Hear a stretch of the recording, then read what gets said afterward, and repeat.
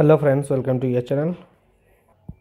তো একজন রিকোয়েস্ট করেছিল যে WBMSC সাব ওভারসির স্যালারিটা কত হবে স্টার্টিং। কেউ যদি আজকের ডেটায় জয়েন করে তাহলে তার স্যালারি কত হবে, পে ব্যান্ড কত, গ্রেড পে কত, গ্রুপ কত, এসব জিনিসগুলো, লেভেলই বা কত, এসব জিনিসগুলো একটা ছোট্ট ভিডিওর মধ্যে আমরা একটা দেখে নেবো, ঠিক আছে?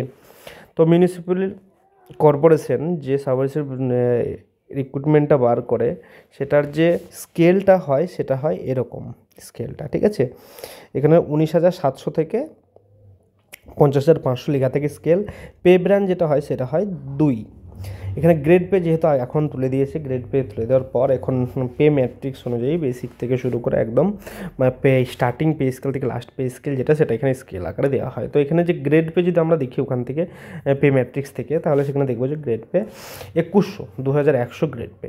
আর সেটা যদি পে ব্র্যান্ড 1 এরকম হবে। এখন তো তোমার 2019 যে রোপাটা করেছে সেখানে পে ব্র্যান্ড 1, 2 এরকমভাবে ডিনোট করে দিয়েছে। পে ব্র্যান্ড 1 যেটা হচ্ছে সেটা গ্রুপ বি, পে ব্র্যান্ড 2তে আছে এখানে, মানে এটা হচ্ছে গ্রুপ সি পোস্ট, ঠিক আছে?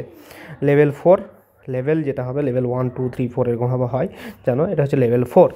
তো বেসিক যদি আমরা যখন কেউ স্টার্টিং হবে তখন তার স্যালারির বেসিক হবে সেটা 19,700। 19,700 যদি বেসিক ধরি, এখন যে স্টেট গভর্নমেন্টে এই চারে মানে জানো যে হোম রেন্ট অ্যালাউয়েন্স, এখন স্টেট গভর্নমেন্টের হোম রেন্ট অ্যালাউয়েন্স হচ্ছে 12% বেসিক, এই বেসিকের 12%, ঠিক আছে? তাহলে বেসিক যেটা আছে, বেসিকের 12% ক্যালকুলেশন করলে আমাদের যেটা আসবে সেটা হবে 2,364 টাকা, যেটা এইচারে।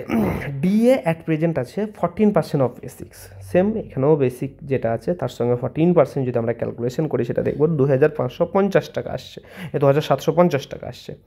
আর যেখানে একটা স্টেট গভর্নমেন্ট একটা মেডিকেল অ্যালাউন্স দেয় যেটা হচ্ছে 500, যেটা হেলথ স্কিমে অ্যাড হলে তখন সেটা থাকে না, ডিডাক্ট করা হয়।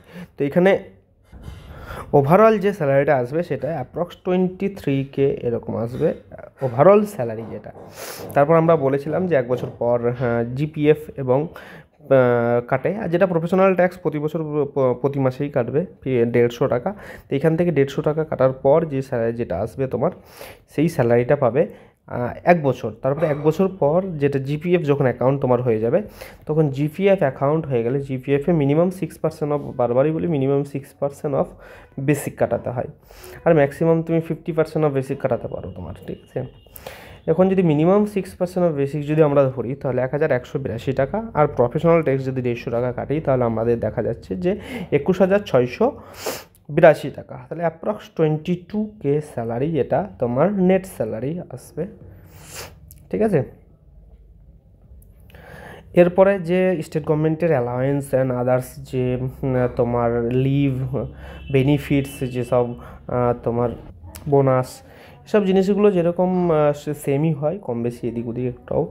তো এই জিনিস নিয়ে আমরা অনেক ভিডিও বানিয়েছি, তোমরা চাইলে WBPSC JE যেখানে তোমার allowance and benefits salary allowance বলে একটা ভিডিও বানানো আছে, সেখানে সব অ্যালাওয়েন্স আমি আলোচনা করেছি, সেই ভিডিওটা দেখতে পারো।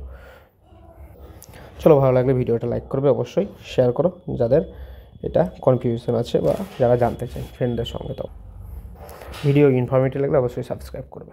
Thank you.